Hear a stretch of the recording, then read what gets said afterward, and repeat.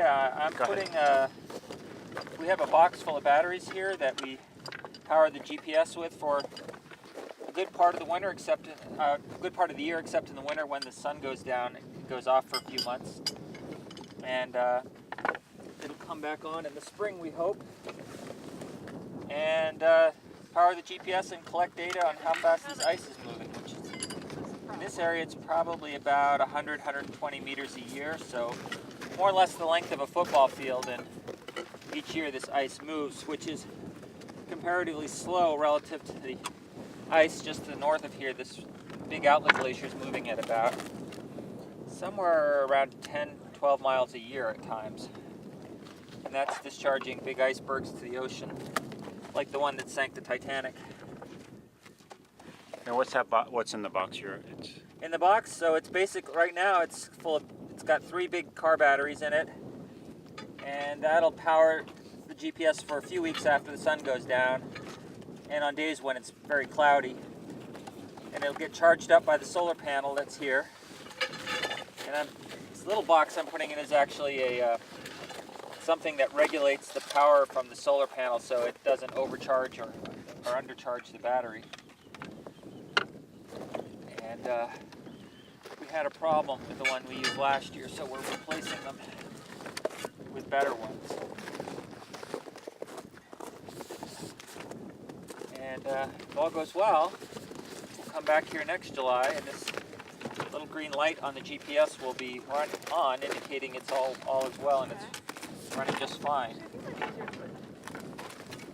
And then we'll take the data back to Massachusetts and Seattle and analyze it and try and understand how the speed of the glacier is varying over the course of the summer as more meltwater gets delivered to the glacier when it gets hot and melty here. And it should slow down a bit in the winter when it's not so much water going to the bottom of the glacier lubricating it. And so the goal of the study is to try and understand how the water to the bed will affect flow, and as things melt more, the concern is that more water will get to the bed and the glaciers will flow to the ocean faster. So far, that hypothesis looks like actually things are going to work out pretty well. Things don't speed up that much additional as we have, like when we have a really high melt summer. What we do have to worry about, though, are the bigger glaciers, which are less affected by the melt, but they're still speeding up a lot, and that probably has to do with how the glacier is responding to warmer water in the fjords that's coming from the ocean. The waters have warmed up a lot in the last decade, and the glaciers have sped up a lot in Greenland. The big Jakobshavn, again, which is the one just to the north, is more or less the biggest glacier in Greenland in terms of speed and discharge. And it's more than doubled its speed over the last 15 years.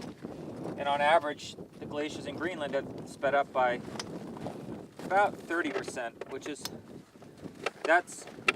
they were roughly in balance before, so about as much ice went to the ocean 10, 15 years ago, as fell in snow. So the ice sheet wasn't really growing or shrinking, but lately the glaciers with that 30% speed up are putting that much more ice into the ocean.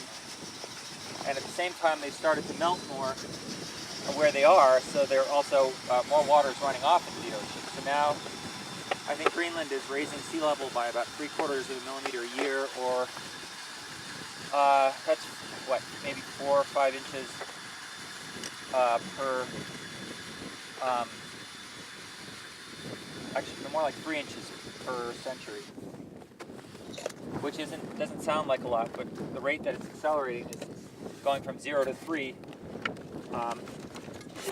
Pretty strong concern, and even a foot or 2 of extra sea level rise over the course of the century could wreak havoc with low-lying places like Florida, where there's a huge amount of high-value coastline that would go underwater.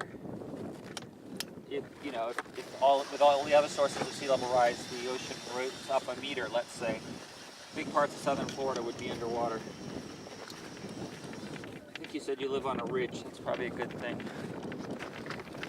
All right, great, thank you.